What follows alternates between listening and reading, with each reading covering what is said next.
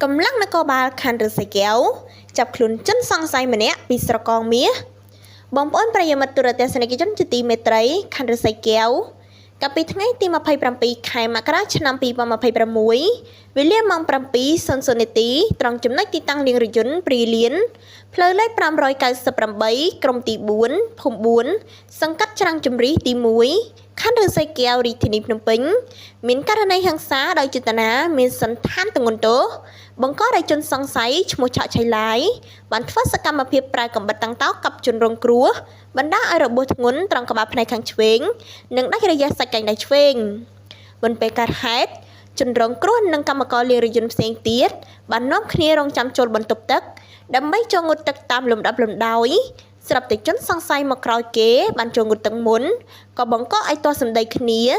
bên top bị chân sang say nâng chân rong cua ngột tầng ruột chân sang say bạn đã tăng coi nơi tắc bài một bận tục đế về chân rong cua trên bị bận tục tắc một chân sang say bạn mà bồi chân rong cua trên tắc cài vị kia có bằng có ai to sầm đấy lúc ra cái kia mà đang tiết rồi hót phải chân sang say khấn có bạn stop cho tập theo bài rồi có bật tăng táo mà cặp chân rong cua bị cài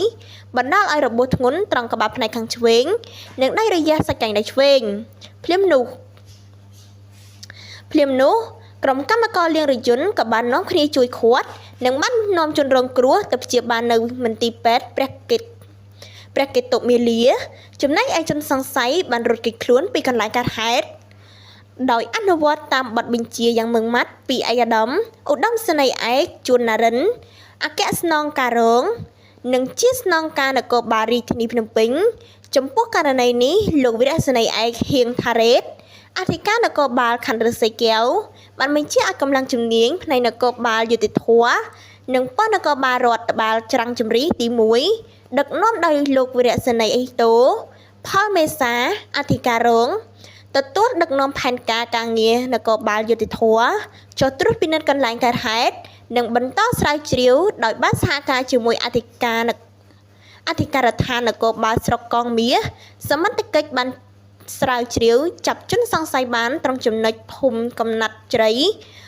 ភូមិ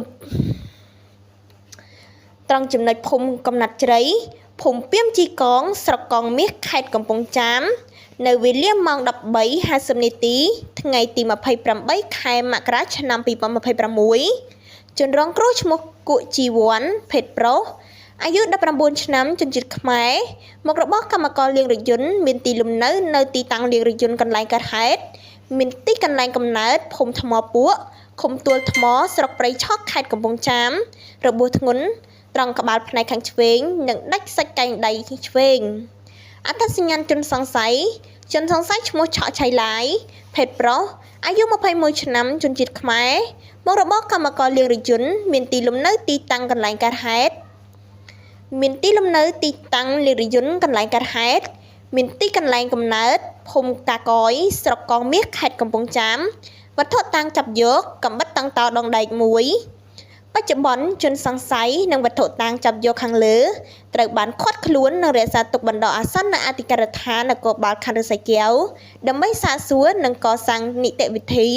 ពាក់ព័ន្ធករណីហិង្សាដោយចេតនាមានសន្តានទម្ងន់ទោសប្រើកំបិតតាំងតោកាប់បង្ករបួសស្នាមបញ្ជូនទៅអគ្គនាយិកាអមសាលាដំបងរាជធានីភ្នំពេញចាត់ការតាមនីតិវិធីច្បាប់